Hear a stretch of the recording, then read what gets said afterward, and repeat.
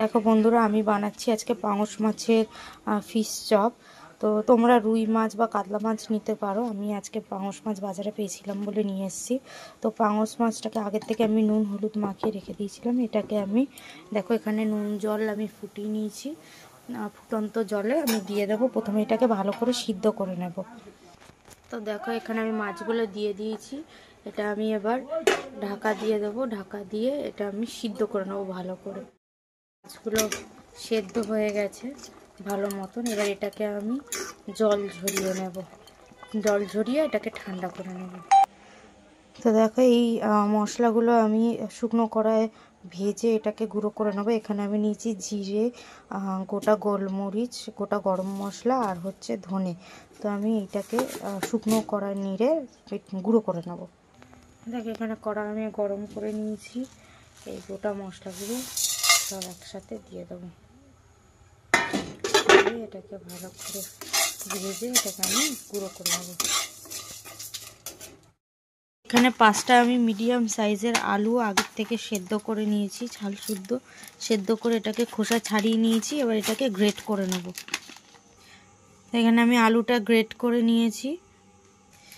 তো এখানে আমি যে গুঁড়ো মশলাটা করার জন্য যে মশলাটা ভেজেছিলাম ওটা গুঁড়ো হয়ে গেছে। আর এখানে আমি টোস্ট বিস্কুটের গুঁড়ো নিয়েছি। তোমরা ব্রেড ক্রাম্বসও ইউজ করতে পারো। আমার বাড়িতে টোস্ট বিস্কুট ছিল, তাই আমি টোস্ট বিস্কুট দিয়ে এটা গুঁড়ো করে ব্রেড ক্রাম্বসের মতন করে ইউজ করে নেব।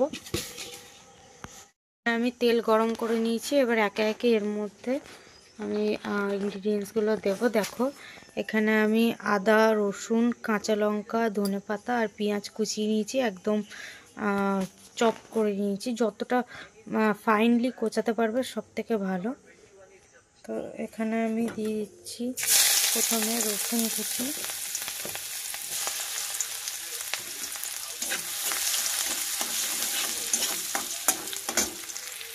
তো আমি এখানে পেঁয়াজ আর রসুন, আদা সব কিছু দিয়ে দিয়েছি। দিয়ে একটু ভালো করে এটাকে ব্রাউন করে নেড়ে নেবো, ভেজে নেবো ভালো করে। যতক্ষণ না ব্রাউন হয় ততক্ষণ আমি ভাজবো। হালকা ভাজা ভাজা হয়ে গেছে। এর মধ্যে এখন আমি কোচানো কাঁচা লঙ্কাটা দিয়ে দেবো। কুচানো কাঁচা লঙ্কাটা দিয়ে দিয়েছি। আবারও ভালো করে এটাকে নেড়ে ভেজে নেব।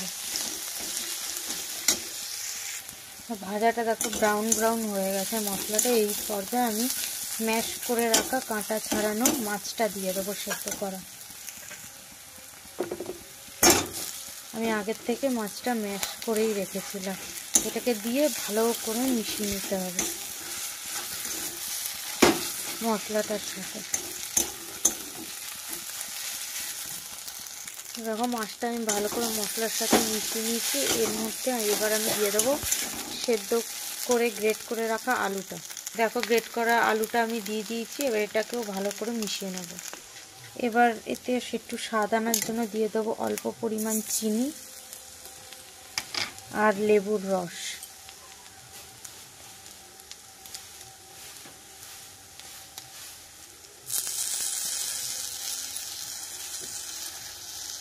আর দিয়ে দিচ্ছি কিছুটা ধনেপাতা, কুচনো ধনেপাতা দিয়ে আবারও আমি ভালো করে এটাকে মিশিয়ে নেব।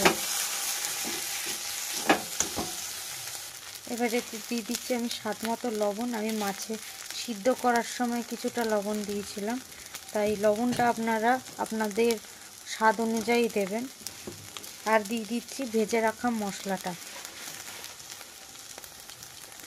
দিয়ে আবারও ভালো করে নেড়ে নেব। যখন দেখবেন মাছের থিকনেসটা এইরকম হয়ে গেছে তখন এটাকে নামিয়ে আমি ঠান্ডা করে নেব। তো পুরটা আমার ঠান্ডা হয়ে গেছে। এবার আমি হাতে একটু অয়েল ব্রাশ করে নিচ্ছি। এবার আমি পুরটাকে শেপ দিয়ে নেব। তোমরা যেরকম শেপ দিতে চাও তোমরা সেরকম দেবে। আমি গোল বানাবো বা যেরকম তোমাদের ইচ্ছে তোমরা সেরকম শেপ দিয়ে নেবে। আমি একটু বরফি বা আমি 2-3 রকমের বানাবো, চৌকো, বরফি।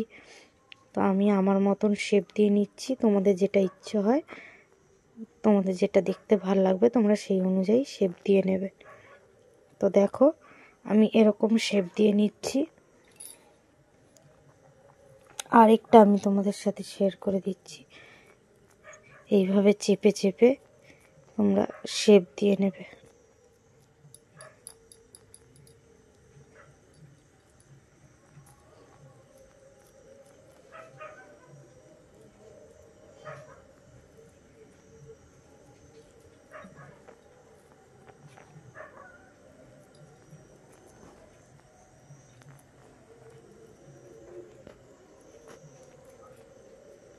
তো দেখো আমি কি সুন্দর এরকম শেপ দিয়ে নিয়েছি। এরমভাবে প্রত্যেকটা আমি রেডি করে নেব। তো এখানে আমি একটা ডিম ফাটিয়ে ভালো করে এটাকে ফাটিয়ে নেব।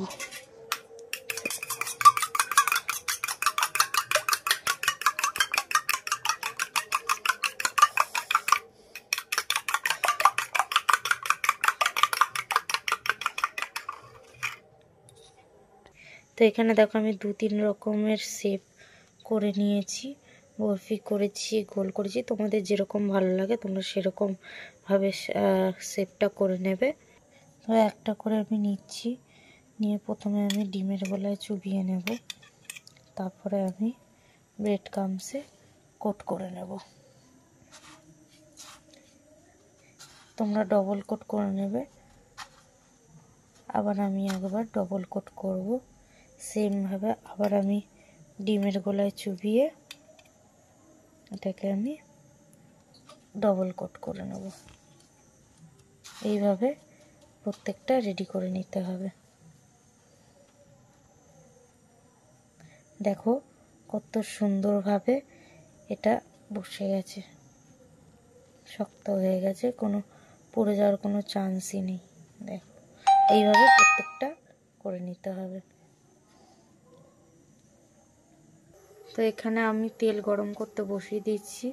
তেলটা গরম হলে এবার আমি ছেড়ে দেবো। দেখো আমার এখানে রেডি হয়ে গেছে। আমি এখানে রেডি করে নিয়েছি ব্রেড ক্রাম্বস দিয়ে। তেলটা গরম করে দেখো এখানে আমার তেল গরম হয়ে গেছে, আর আমি এক এক করে দিয়ে দিচ্ছি।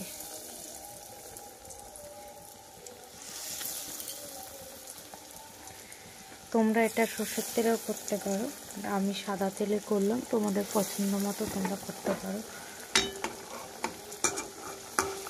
দেখো এটাকে আমি একদম লো হিটে, লো টু মিডিয়াম হিটে এটাকে একদম ব্রাউন করে আমি ভেজে নেব। তো দেখো বন্ধুরা এইভাবে ব্রাউন করে ভেজে নিতে হবে। দেখো কত সুন্দর কালারটা এসছে। তো এই পর্যায়ে আমরা তুলে নেব। এই দেখো বন্ধুরা কত সুন্দর হয়েছে। তোমরা এরকমভাবে বানিয়ে আমাকে জানিও কিরম খেতে হয়েছে। আশা করি খুব ভালো লাগবে। তোমাদের একটা আমি ভেঙেও দেখাই, এত সুন্দর হয়েছে।